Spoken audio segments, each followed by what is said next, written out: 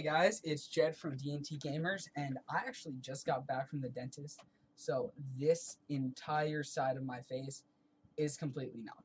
That is not going to stop me from making a video for you guys. Today, I'm reviewing Borderlands 2, as you can probably tell by the title of the video, Borderlands closer in the game. And what I'd like to start off with is the bazillion guns that they've added. Just tons and tons of guns piled up.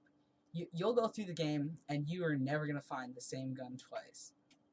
And that was actually a common recurrence for me in Borderlands 1. I found guns that were too similar to each other, and not a lot of different things that were very special.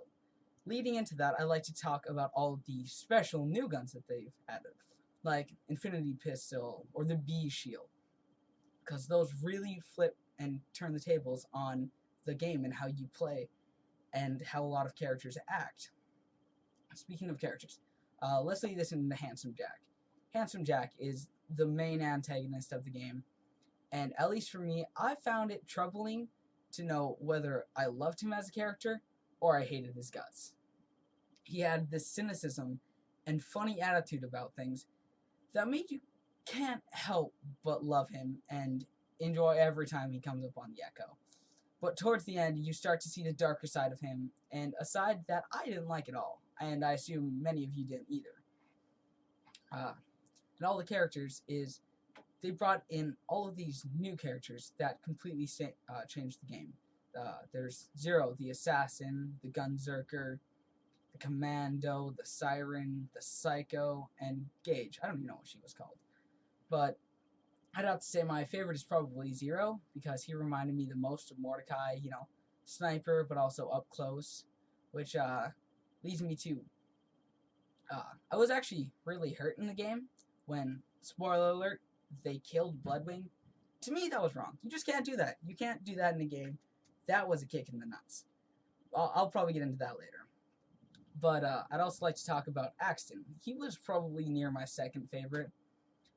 The turret, they made it completely different than Roland's in the last game, and I prefer this one a lot better. It's not facing one direction, just hammering away. It's turning around, it's shooting rockets, you have a shield attached to it. It's really, really cool.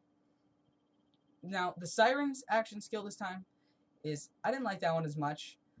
I think in Borderlands 1, it was, a bit too overpowered. I mean, you couldn't get hit, you dealt massive amounts of damage.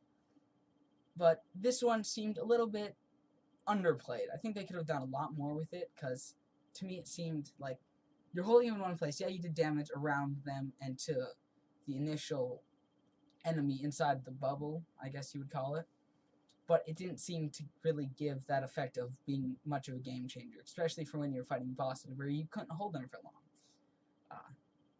The Gunzerking ability, I liked the thought of that. I never got much to play as it, so I'm not going to give a full opinion on how that was, because not playing it, I can't really say much. I'd like to talk about the returning characters.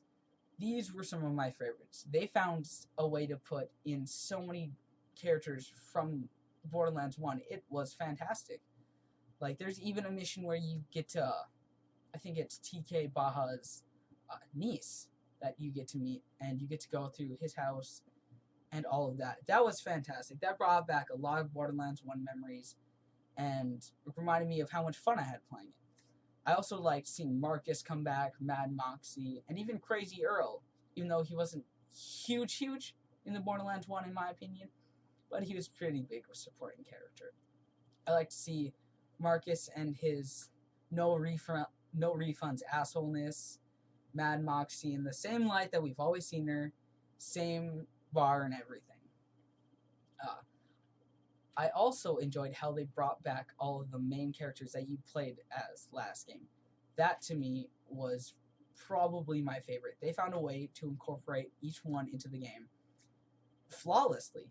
They each contributed to the story in their own special way and encouraged you that much more to go out and kill Handsome Jack.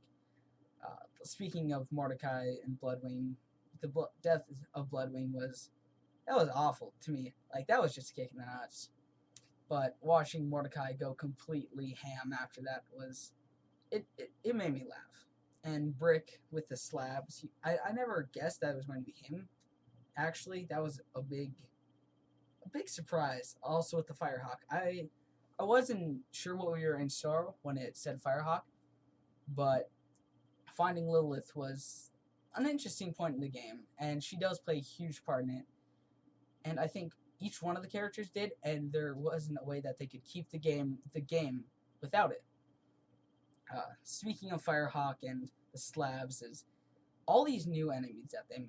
When they were talking about all these brand new enemies, I was a bit worried because, you know, you always had the bruisers, the psychos. You knew exactly what enemies you're going up against, where they were, and all of that. Like, it was comforting, I guess you could say, but it worried me when they were talking about new enemies. I was wondering what they were going to be like and if they were going to still have the same Borderlands feel. And they couldn't have done any better. They still had that crazy, psychotic, messed up, living on a wasteland sort of feel to them. There wasn't any difference. There was just a bunch of new, more fun enemies to fight. And I really liked that. Overall, this was an immersive, connecting story to Borderlands 1. It wasn't a complete set-off of Borderlands 1.